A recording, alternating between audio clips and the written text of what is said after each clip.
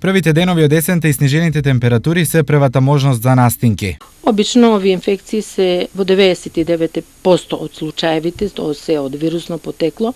Бидејќи доаѓаат уште пониски температури, овој период е добра прилика за имунопрофилактика. Треба да се даде некој антипиретик, обично кај нас советуваме давање на парацетамол и бубруфен, но и со овие препарати, покрај тоа што многу се користат, не треба да се претерува заради тоа што секој лек е токсичен.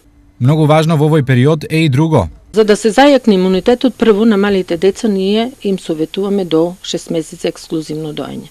Ние знаеме дека доењето не представува само еден акт обичен на исхрана, тоа е давање храна на малото дете, но со доењето детето внесува многу антитела, тоест ги внесува антителата од сите болести кои што мајката ги прележала.